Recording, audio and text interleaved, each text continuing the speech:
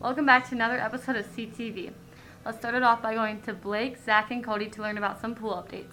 This week on CTV, we interviewed Sam about the construction at the pool. Check it out.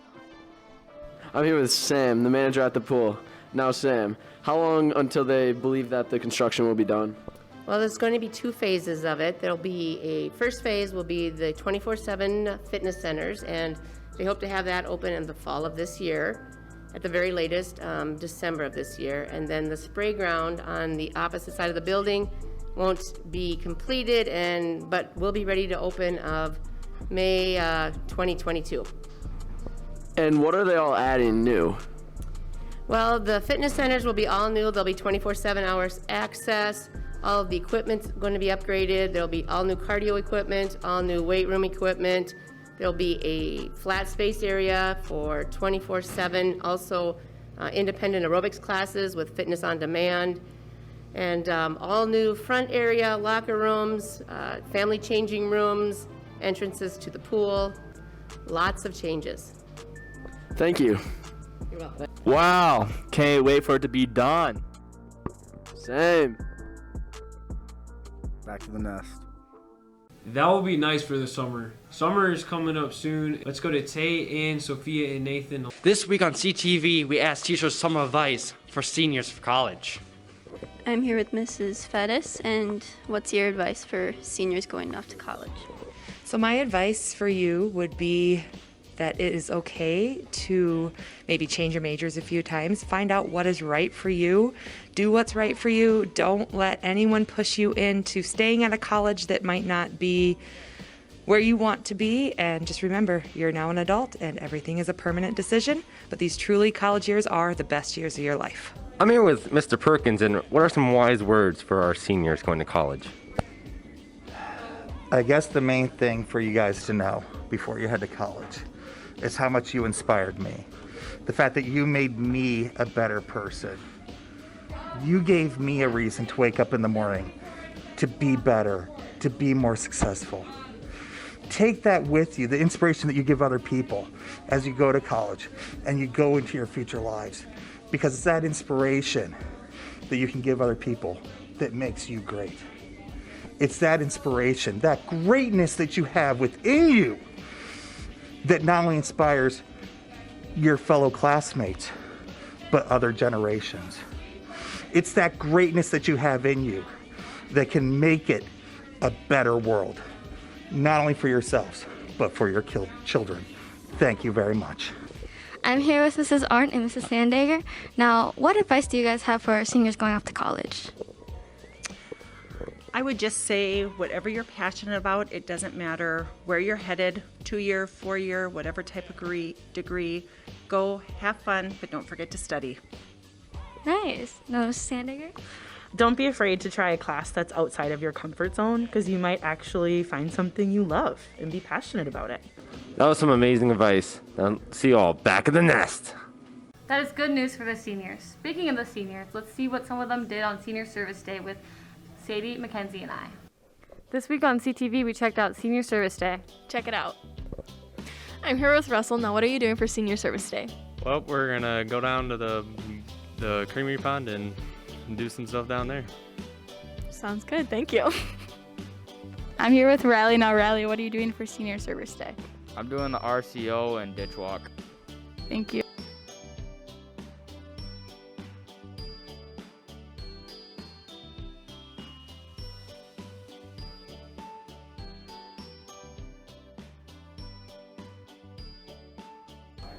I'm here with Gavin. And Gavin, where did you go for Senior Service Day? I helped out with the city workers. Thank you.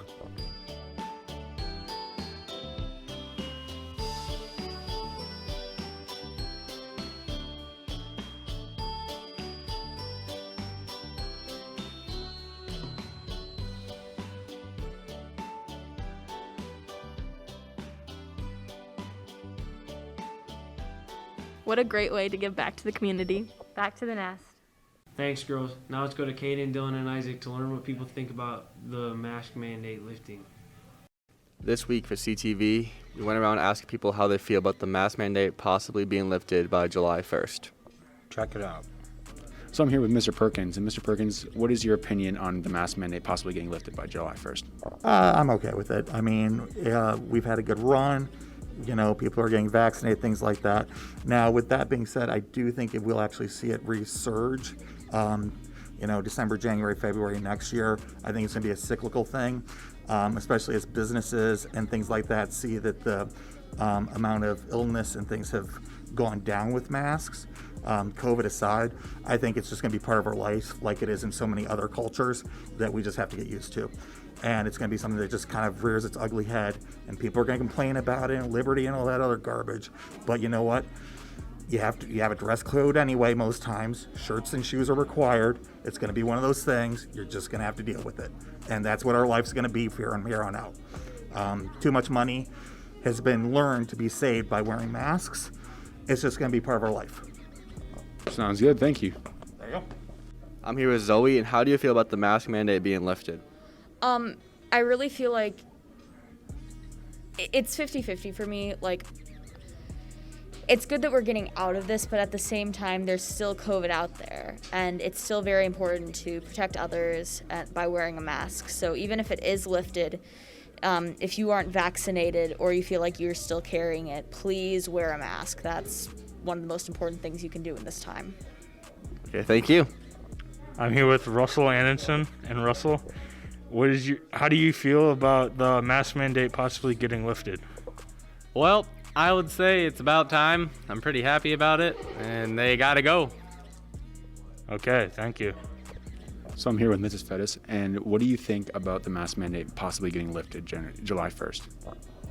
I'd say it's time for people to be able to kind of make their own choices of what they feel is best for themselves and for their family.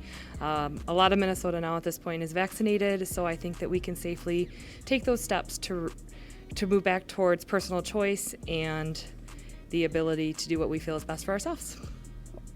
Sounds good. So now I'm here with Riley. And Riley, what are your thoughts on the mask mandate possibly getting lifted by July 1st? It's great. I think mask in the first place was stupid, but it's my opinion. Okay, thank you. That's all for this week. Now back to the nest. Thanks, guys. Let's go to Bailey, Zach, and Riley for a sports update. Welcome back to another week of sports. Check it out. The baseball team traveled to Wyndham on Monday. Even with 30-mile-per-hour winds, the Cards came up with the big dub with a score of 12-2. The boys then hosted Blue Earth for a doubleheader. The Buccaneers handed the boys their first loss of the season in the first game with a score of 5-11. The boys then bounced back in the second game and destroyed them with a score of 25-0. The softball team hosted the Wyndham Eagles on Tuesday for a doubleheader. The girls fell to the Eagles in both games with scores of 6-8 and 6-21. The girls then hosted Redwood. They blew the Cardinals out with a score of 16-1. Then they traveled to Fairmont on Friday.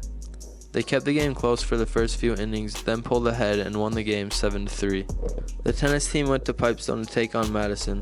The boys came up with a dub with a score of 5-2. Then they went back to Pipestone to take on the Arrows. They once again won 4-3 and continued their win streak. The track team traveled to Fairmont on Friday. Both the boys and girls teams had outstanding performances, with both of them getting second place in the team scores. The golf team traveled to Minnewaska Monday. The boys team finished in second place with Henry Harquist getting first with a score of 72. Then the team traveled to Pipestone. Both teams beat Pipestone, with Morgan and Page tying for second with a score of 47 on the girls' side, and Owen Sudingay getting first with a score of 38 and Henry Harquist getting second with a score of 38. That's it for this week. Now back to the nest. That was a good week for our sports teams. Now let's see if people have good dad jokes with Gavin and Joe. This week on CTV, me and Gavin did dad jokes. Check it out. What kind of noise does a witch's vehicle make? What? Broom, broom.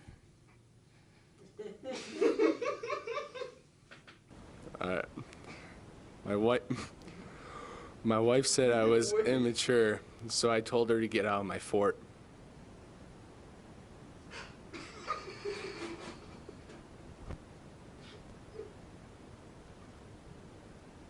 Why did the old man fall in the well? Because he couldn't see that well. Did you hear about the kidnapping at school? No, I didn't. It's fine. He woke up.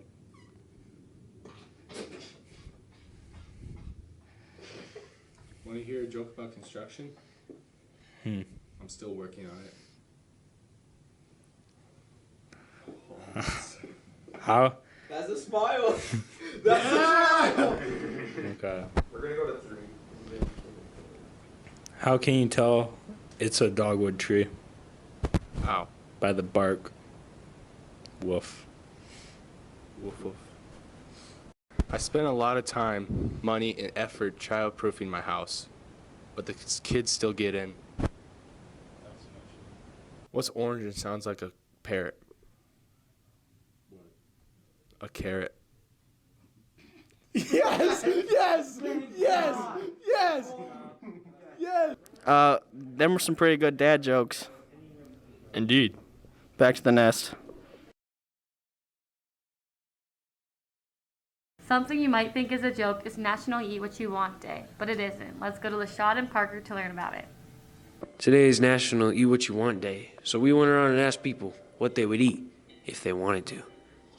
We're here with AJ and Andy, and today is National Eat What You Want Day, so I was wondering, what would you guys eat if you wanted to? Andy, I would eat burgers. That's a great idea. Nice. We're here with Sadie and Mackenzie. Now, if you could have any food right now, what would it be? Watermelon. Mac and cheese. Sounds good. All right, we're here with Alex. If you could have any food to eat right now, what would it be? Pizza. Sounds good. We're here with Hunter. Hunter, if you could have anything to eat right now, what would it be? A mac and cheese pizza, add bacon and then barbecue sauce drizzle on top.